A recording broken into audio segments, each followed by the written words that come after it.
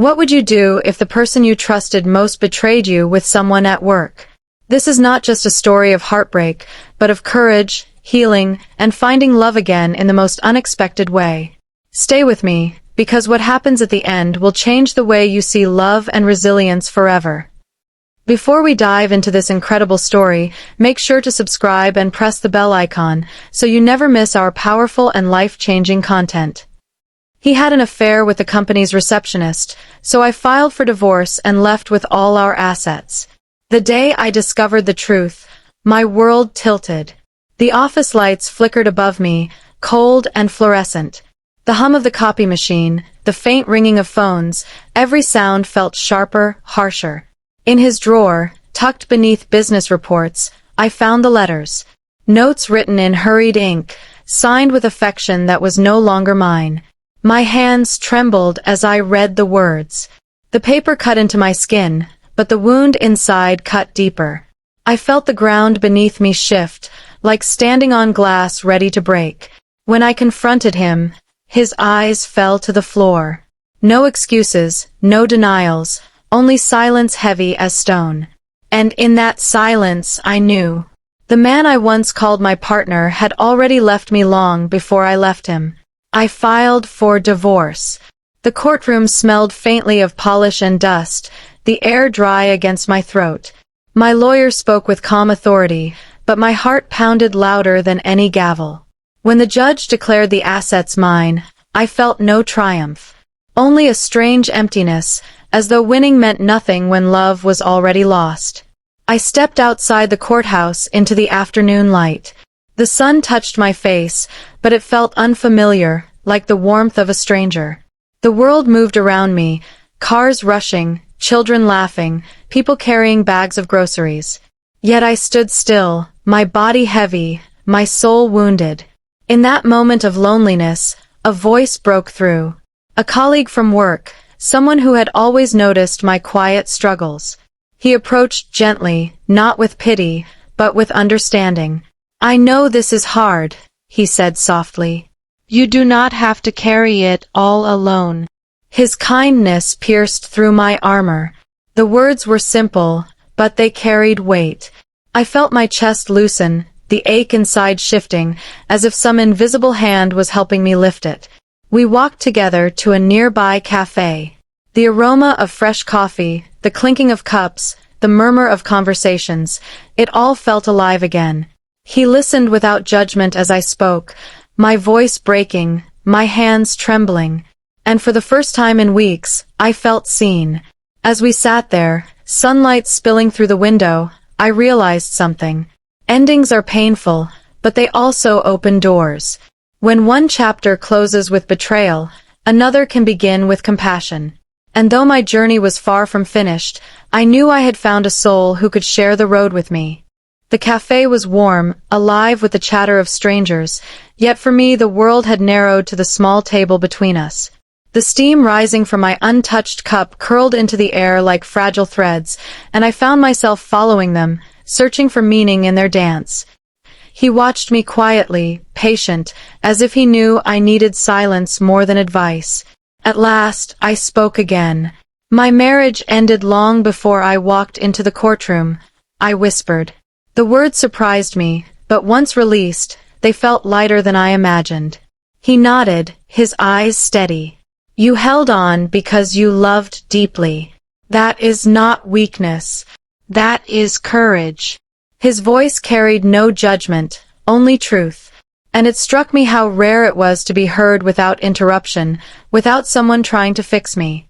He was simply there, sharing the weight of my story. We sat for hours, time dissolving in the comfort of shared presence. I began to notice small things, the way his hands wrapped around the cup as though cradling warmth itself, the way his smile softened even the hardest words.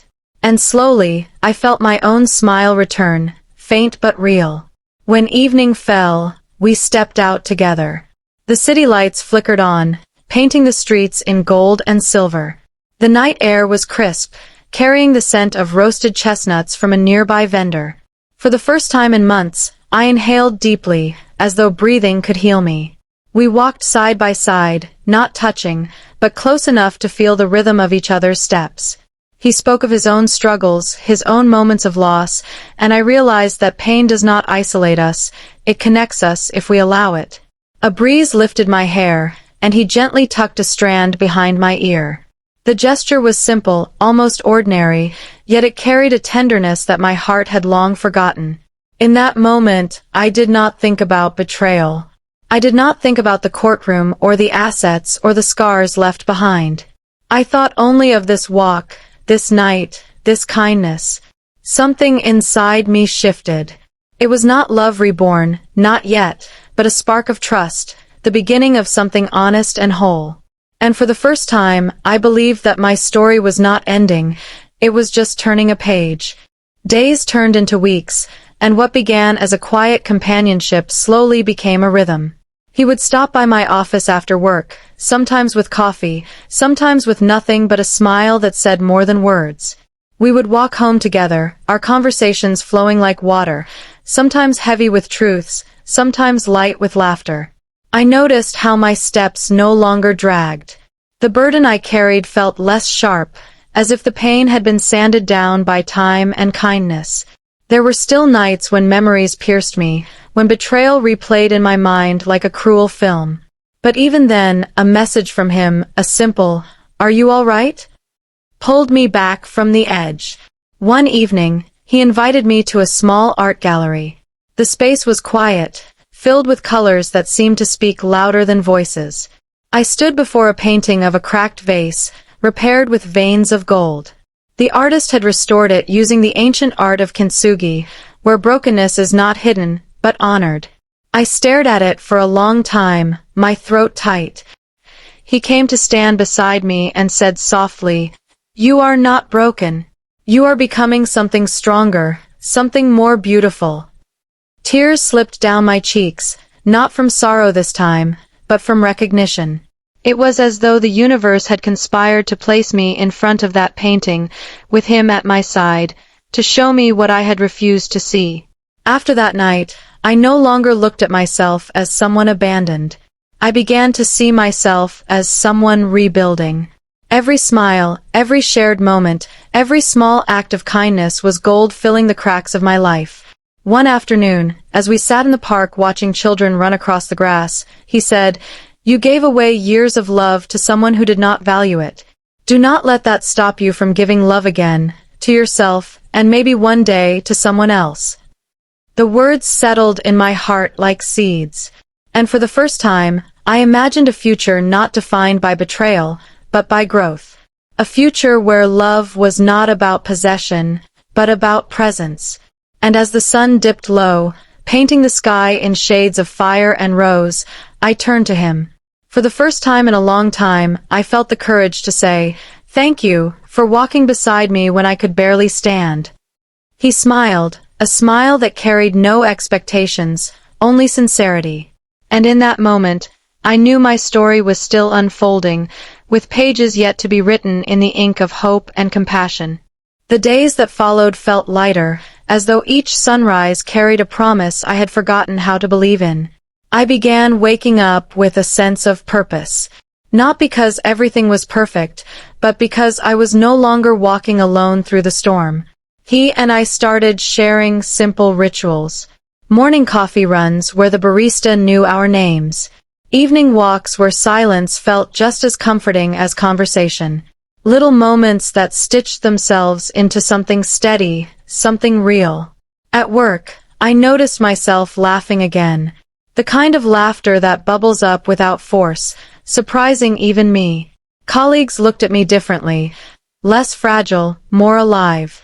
And deep inside, I felt myself blooming, piece by piece. One Saturday, he invited me to his family's farmhouse just outside the city. The air was fresher there, carrying the scent of earth and pine. The house stood simple yet warm, its windows wide open to the fields beyond. We spent the afternoon picking fruit from the orchard, our hands brushing as we reached for the same apples. Each touch was gentle, unspoken, yet it lingered longer than it should. Later, as we sat on the porch watching the sky melt into twilight, he turned to me. His eyes held no urgency, no pressure, only calm honesty. "I do not want to replace what you lost," he said. "I only want to walk beside you in whatever life you choose to build." The words sank into me like sunlight into cold soil. For years, I had thought of love as something I had to fight for, prove, or cling to. But here was a different kind of love, patient, understanding, rooted in respect. I felt tears sting my eyes, but I did not hide them. Instead, I let them fall, soft and freeing, like rain nourishing the ground. And when he reached for my hand, I did not pull away. I let his fingers wrap around mine, steady and sure. That evening, I realized something important. Healing is not about erasing pain. It is about finding someone who sees your scars and chooses to honor them, not fear them. It is about learning that trust can be rebuilt, even on shattered ground. As the stars appeared above us, I leaned my head against his shoulder. And for the first time since my marriage ended, I felt safe. Not because life had no more trials, but because I finally had someone willing to face them with me. The seasons passed, and with each one, my heart grew lighter. The farmhouse visits turned into traditions. Shared meals, laughter under the stars, and quiet mornings filled with gentle words. Love did not rush me, it waited for me. It taught me that true companionship is not about possession, but about presence. One evening, as the sun sank low and painted the sky in gold, I looked at him and whispered, "Thank you for teaching me that brokenness is not the end. It is the beginning of becoming whole again." He smiled, and in that smile, I saw not just affection, but trust, patience, and unwavering kindness. I had once thought that betrayal defined my story. But now I understood that resilience, healing, and love were stronger chapters. The pain I endured had carved space in me for deeper compassion, for myself and for others. The moral is simple yet profound. Even in the darkest chapters, there are people with hearts strong enough to walk with you. True love is not about grand gestures, but about showing up again and again, with honesty and care. And when life tests you with heartbreak, remember, it is not the end of your story.